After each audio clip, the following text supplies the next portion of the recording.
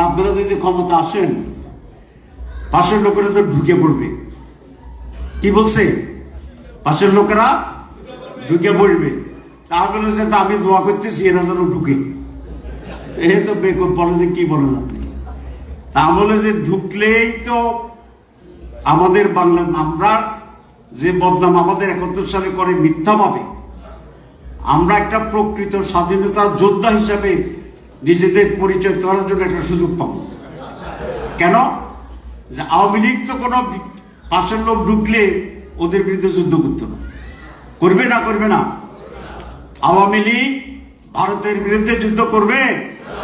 ফাইলে সহযোগিতা করবে। আর একটি যে বড় দল আছে তারা সহযোগিতা করবে না, কিন্তু যুদ্ধ করার মতো নিজেদেরকে অত সংগঠিত করতে পারবে না। তাহলে যুদ্ধ করলে সংগঠিত শক্তিকে, তাহলে আমরা হবো খাঁটি মুক্তিযোদ্ধা। কথা বুঝছেন না? বুঝছেন না? বুঝছেন? তাহলে ক্লিয়ার? জি জি, ইংরেজিতে। তো তাহলে একটা খাঁটি মুক্তিযোদ্ধা হওয়ার একটা সুযোগ তৈরি হইব ইনশাল্লাহ। 2, আমরা কমপক্ষে 5 মিলিয়ন যুবকেরা তো ভারতের বিরুদ্ধে স্বাধীনতা যুদ্ধে আসবে। কি বলেন? এটার 2 ভাগ করে দেব। 1 ভাগ গেরিলাতে যাইব, ঘোড়াতুন নামলেই লাঠি দিয়ে ধরব। লাঠি কি জায়েজ না না জায়েজ? আমি সবসময় জায়েজ কথা বলি। ঘোড়া থেকে নামতে পারবে না ইনশাআল্লাহ। আর বাকি অর্ধেকের কি করব?